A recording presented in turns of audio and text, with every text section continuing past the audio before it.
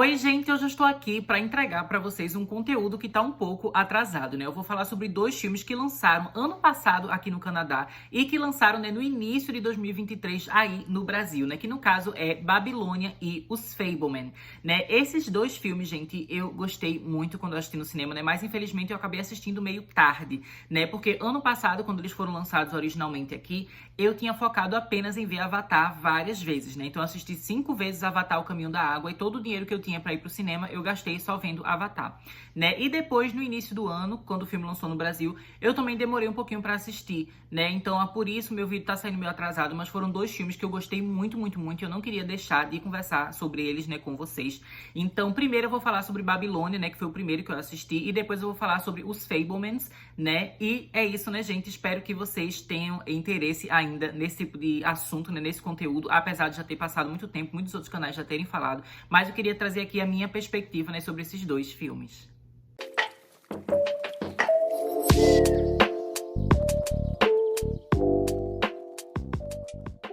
E então, né, gente, começando com Babilônia. Esse filme é do diretor Damien Chazelle, né, que ele é bem conhecido por ter feito Whiplash, também, né, La La Land. Então, ele é um diretor que, inclusive, já tinha indicação de Oscar, né, ele também já tinha ganhado o Oscar de melhor diretor. Se não me engano, ele foi o diretor mais jovem a ganhar o prêmio de Oscar, né, de melhor diretor. Então, ele é um diretor, assim, que é realmente bem competente. E ele tava com esse filme super grandioso e épico para ser lançado, né, Babilônia, que teria Margot Robbie, né, que tinha o Brad Pitt, e que muita gente tava com certa expectativa, né, especialmente no início do marketing relacionado ao filme, quando estavam saindo as primeiras imagens, tudo mais. Todo mundo pensava que era um filme que já tinha o seu local, assim, né, de sua indicação a Oscar já basicamente certeira. Todo mundo pensava que ia fazer um sucesso, né, no iniciozinho, porque era um grupo de pessoas trabalhando, assim, que tinha talento e que já tinha um nome, né? Então muita gente esperava que fosse fazer um certo sucesso. Mas depois, quando foi se aproximando mais do lançamento, né, as primeiras críticas foram saindo e elas foram meio negativas, né? E depois, quando o filme foi lançado, foi junto de Avatar. A gente sabe que Avatar foi, né, chegou a ser a terceira maior bilheteria da história do cinema, né, Avatar 2. Então, basicamente, todo mundo estava assistindo Avatar no final do ano. E esse filme Babilônia, ainda por cima, né, gente, ele é um filme bem longo. Ele tem 3 horas e pouco, assim como Avatar tem 3 horas, né? Esse filme aqui também tem 3 horas e pouco. E a gente sabe, né, que filmes assim tão longos não são comuns de acontecerem nos dias de hoje, né? O pessoal normalmente fica reclamando um pouquinho. Até Avatar o pessoal reclamou, mas assim, reclamou, mas assistiu. Mas no caso de Babilônia o pessoal reclamou e não assistiu. Basicamente, assim, o que aconteceu com Babilônia foi uma situação bem triste, né? Todo mundo esperava que esse filme ia ser uma grande coisa e acabou não sendo, né? O filme, inclusive, deu uma flopada, né? Fracassou nas bilheterias, especialmente no mercado norte-americano, né? Depois que foi lançado em outros países, a bilheteria até melhorou um pouquinho, mas não conseguiu se pagar, né? Não conseguiu lucrar. Então foi uma situação realmente bem horrível.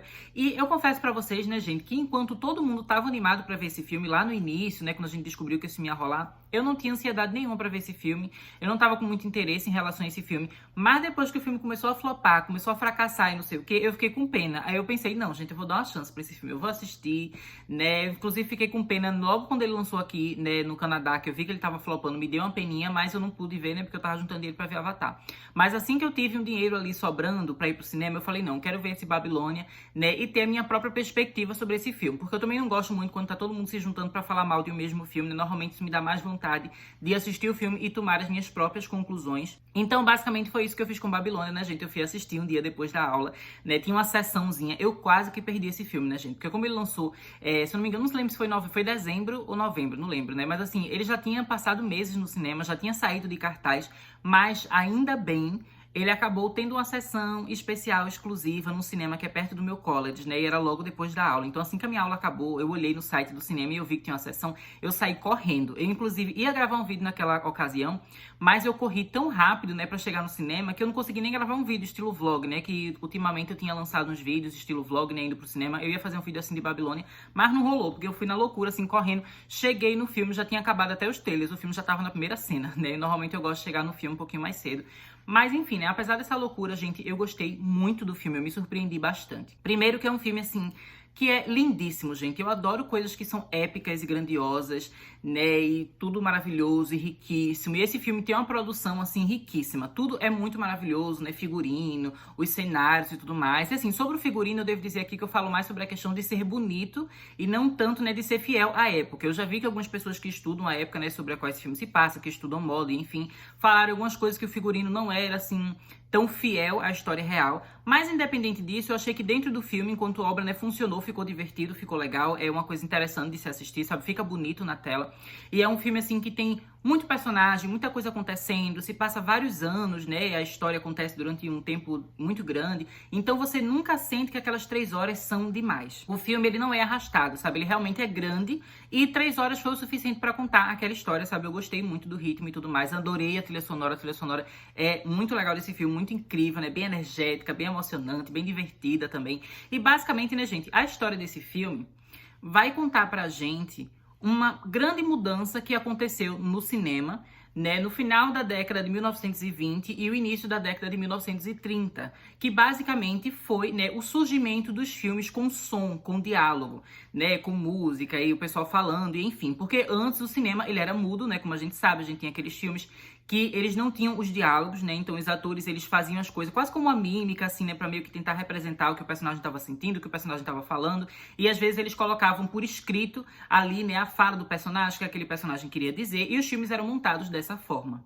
Mas acontece que a gente vai acompanhar, né, o momento em que os filmes com som começam a existir, né? Então a gente vai ver todo esse processo de mudança que Hollywood vai passar, né? Como, por exemplo, o fato de que antigamente eles conseguiam fazer set de filmagem, né, e gravar o filme junto com vários outros filmes. Então, no mesmo local ficava uma bagunça e vários filmes eram gravados ao mesmo tempo, com som alto, com gente falando, né, com um bando de coisa acontecendo.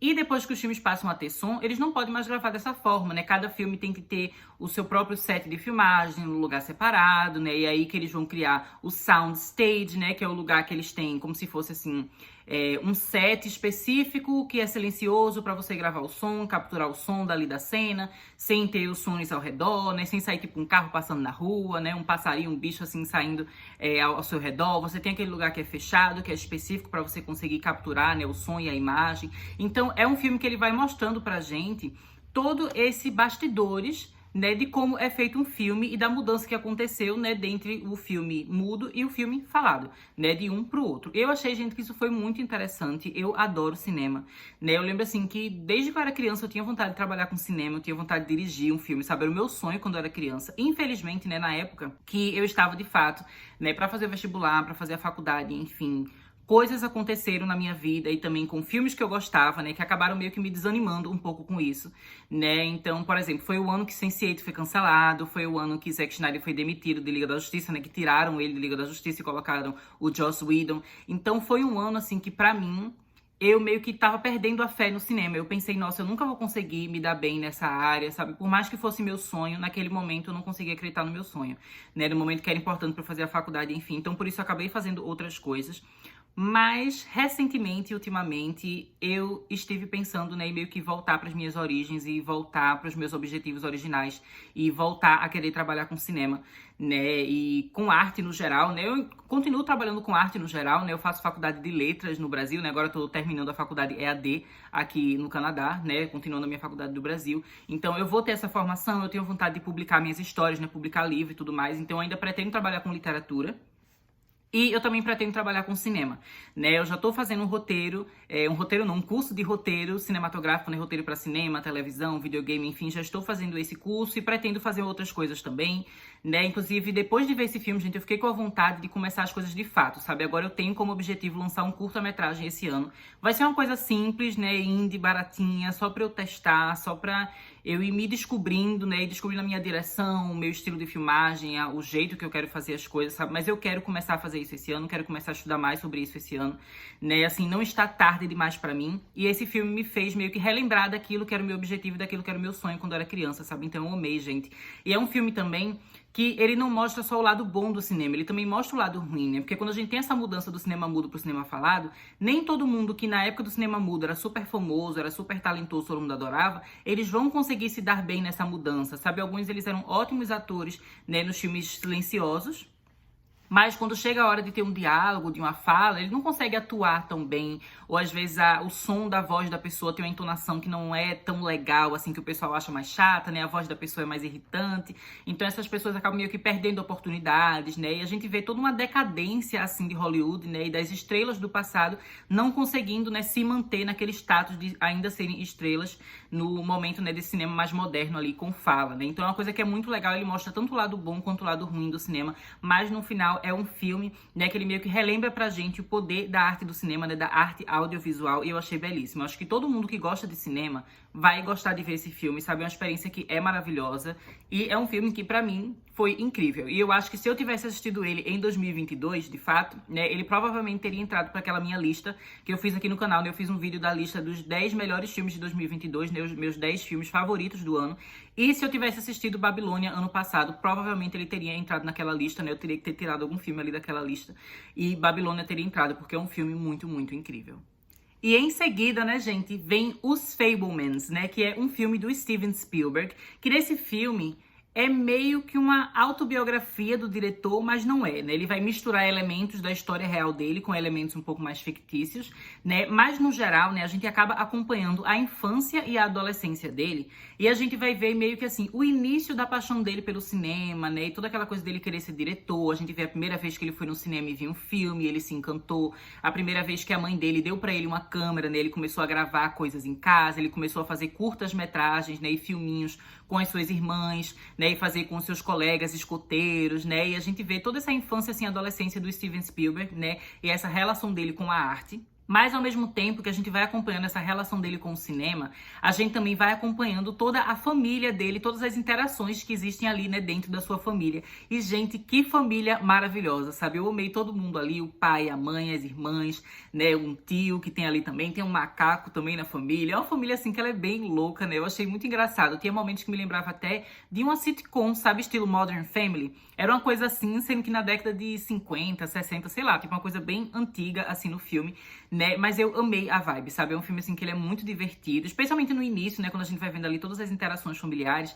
Mas enquanto a gente vai vendo, né, o crescimento do protagonista, que ele seria o equivalente ao próprio Steven Spielberg, a gente vai vendo também essa comédia meio que se tornando cada vez mais um drama, né? A gente vai ver que aquela família que parecia um retrato de uma família perfeita, né? Uma coisa absoluta e imaculada, a gente vê que, na verdade, tem falhas humanas ali, né? Todos os integrantes da família são pessoas reais que têm defeitos, que cometem erros, né? Então, a gente vai ver sofrimento, a gente vai ver raiva, a gente vai ver traição, a gente vai ver coisas assim que vão mostrar que nenhuma família é perfeita e aquela definitivamente, né, por mais que seja divertida e linda, não é perfeita e nem todos os momentos são só da gente estar ali nas alturas, né? Também tem os momentos que a gente tá lá embaixo, né? Então são os altos e baixos dos Fabelman que a gente vai acompanhar. E a parte, assim, que é mais, como eu posso dizer, meio agridoce, sabe, de quando a gente tá vendo esse filme, é que a gente vai acompanhando, né, o protagonista, ele tendo essa relação dele com o cinema, mas aquilo que começa, assim, numa coisa muito bonita e pura, vai acabando, né, se tornando uma coisa meio ruim, porque a gente vê que ele tá ficando tão obcecado, assim, com o cinema, né, e ele meio que vai usando o cinema como uma válvula de escape, né, pra ele lidar com todos os dramas que estão acontecendo na sua família, até chegar ao ponto, né, de parecer que ele não está ali de fato, sabe, é como se a arte tivesse tirado um pouco da sensibilidade dele. Tem um momento aqui, né, esse é um momento, um semi-spoiler, não acho que estraga nada do filme não, mas tem um momento aqui que a gente vai ter uma discussão dentro da família, né, a família tá discutindo, o pai e a mãe discutindo, a irmã discutindo, e ele, ao invés de fato estar presente ali junto com a sua família, e sentindo o impacto do que tá acontecendo, e conversando, e tentando ajudar e tudo mais, ele fica na cabeça dele imaginando como seria ele dirigindo essa cena. Sabe, como ele colocaria aquela cena num filme, sabe? Ele se imagina gravando. Isso é uma coisa, gente, que é muito intensa, sabe? É muito pesado, assim, você ver essa coisa do cinema, né? E por mais que ele tenha esse lado muito bom e mágico e maravilhoso, trabalhar com essa área, às vezes, também vai lhe afastar um pouco da sua humanidade, porque você vai usar tanto o seu sofrimento, suas dores, suas emoções para criar arte, que às vezes você acaba esquecendo de fato, lidar com essas dores e lidar com esses sentimentos, né? Eu achei que isso foi muito legal e foi um filme, assim, que eu consegui me identificar bastante com o protagonista. E por causa disso, né, eu acabo não julgando ele, né? Muito pelo contrário, eu acabo gostando bastante do protagonista e admirando ainda mais o Steven Spielberg, né? Que é a pessoa real por trás dessa história.